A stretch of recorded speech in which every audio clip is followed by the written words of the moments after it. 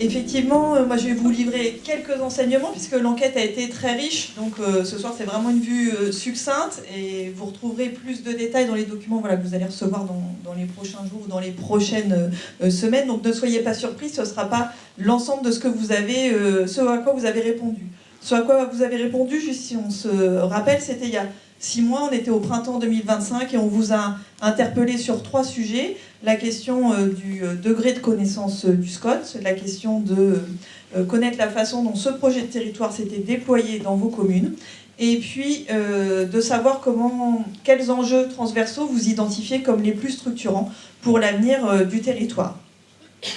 Alors, d'une manière générale, M. Mortier l'a dit en introduction, il y a eu une très bonne participation sur cette enquête puisque 2/3 des communes ont répondu et ce sont essentiellement les élus qui ont répondu et plus particulièrement les maires. Vous voyez sur la carte les communes qui sont en rose, on va dire, sont celles qui ont répondu à l'enquête. Donc il y a une participation qui est variable en fonction des secteurs et notamment vous voyez que c'est plutôt les plus petites communes, celles qui sont identifiées comme des communes rurales dans l'armature territoriale du SCOT qui se sont le plus mobilisées pour répondre à l'enquête.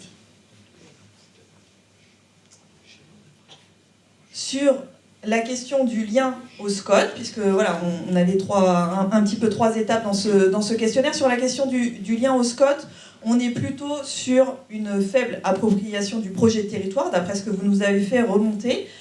D'abord parce qu'il y a assez peu d'entre vous qui nous ont dit on connaît le SCOT et le document et tout ce qu'il y a dedans sur le bout des doigts. Voilà, il faudrait qu'on se replonge dedans pour vraiment vous dire si on maîtrise le contenu.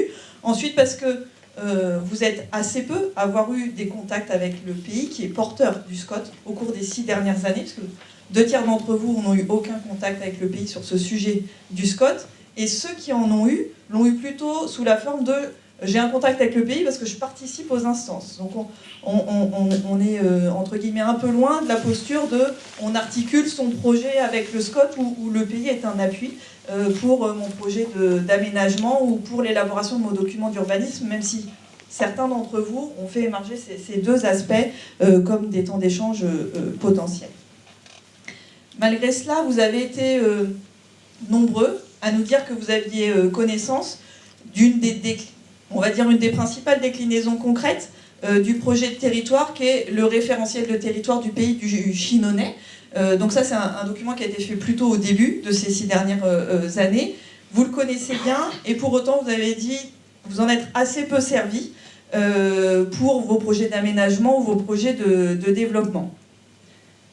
Dans ce que vous nous avez dit aussi, vous avez été assez nombreux à nous faire part de regrets, plutôt sur la question du fonctionnement, et donc de se dire on manque un peu et d'informations et d'accompagnement du pays sur cette question du SCOT, et donc il y a un vrai enjeu à travailler cette question de la communication, de l'information et de l'animation autour du projet de territoire au travers du SCOT. Sur le fond du projet de territoire, donc sur les sujets qu'il porte et sur les objectifs qu'il porte.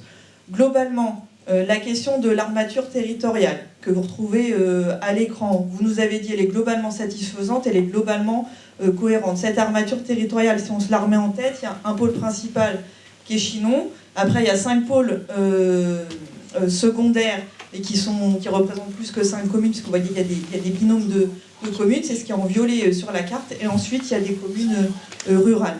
Parmi la quarantaine de communes qui ont répondu à l'enquête, il y en a 4 qui ont dit peut-être qu'à la marge, il pourrait y avoir une évolution de cette organisation territoriale, mais globalement, ça reflète encore la façon dont le territoire fonctionne et ça nous parle toujours. Sur le fond aussi du projet de territoire, vous nous avez dit les objectifs et les enjeux que porte le SCOT, ce qui est inscrit aujourd'hui dans le projet de territoire, c'est toujours présent et c'est toujours valable.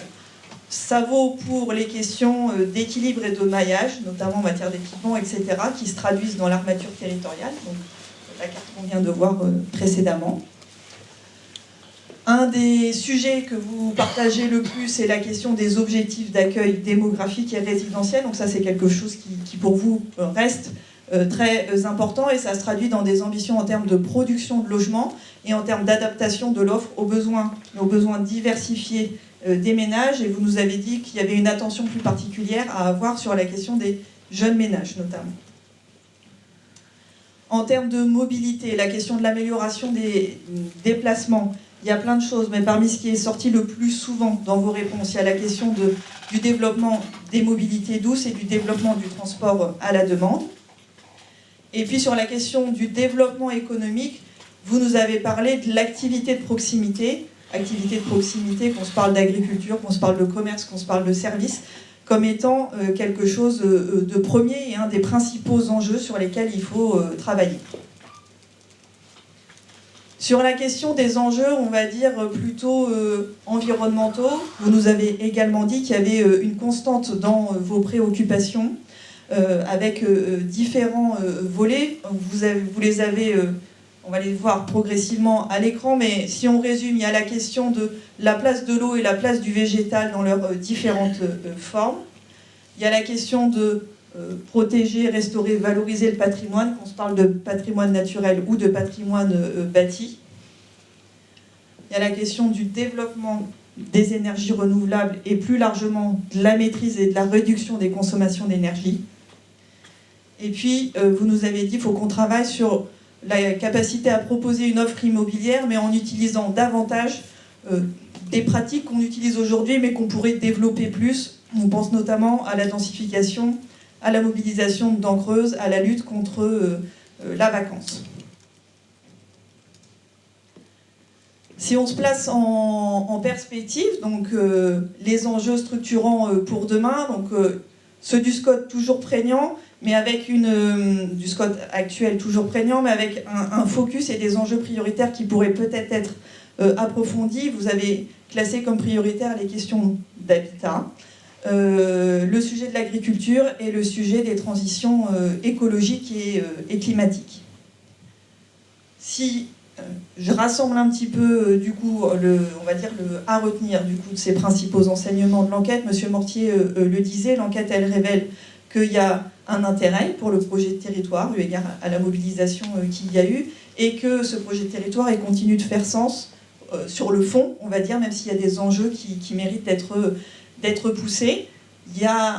On n'est pas rentré dans le détail, mais vous nous avez fait part d'un certain nombre d'actions et de projets qui ont permis de décliner les objectifs du SCOT. Pour autant, il semble qu'il y a encore du chemin à parcourir, à la fois pour adapter et pour concrétiser le projet de territoire et la trajectoire que vous vous donnez au travers de ce SCOT.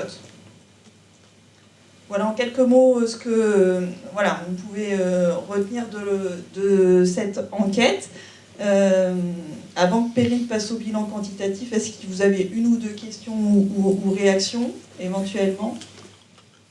Je disais qu'il y avait, je trouvais qu'il y avait une petite incohérence entre les deux 19% et le 14% de la fin, dans le sens où si on n'est pas si l'espace limitant l'artificialisation n'est que de 14%, je vois mal comment on peut soutenir l'agriculture et la transition écologique, quoi. Donc il y a pour moi une incohérence entre les deux. Pardon, il n'y a peut-être pas... Enfin, là, c'est déjà, on entre, si vous voulez, plus que dans le constat, on entre dans le débat. Je pense que Jean Guignoni note cette question, parce qu'effectivement, c'est la question, c'est une des questions au cœur de l'avenir du SCOT. Hein, comment concilier, je dirais, l'urbanisation, et d'autre part, le maintien des espaces naturels et le développement d'une agriculture, quand je dis développement, au sens qualitatif et au sens quantitatif. Donc, si vous voulez, c'est une vraie question. Vous soulevez effectivement une question importante que je dirais qu'un certain nombre d'élus autour de la table dans le portage du SCOT s'interrogent chaque jour. Et je pense que les témoignages aussi tout à l'heure de la CCVL apporteront des éclaircissements sur cette question. En tout état de cause, on note votre observation et on la reprendra dans le débat. Si jamais vous estimez qu'on n'a pas... De toute façon, on ne pourra pas solutionner totalement la question fondamentale que vous soulevez. Mais peut-être qu'on vous aura apporté quelques éléments de réponse.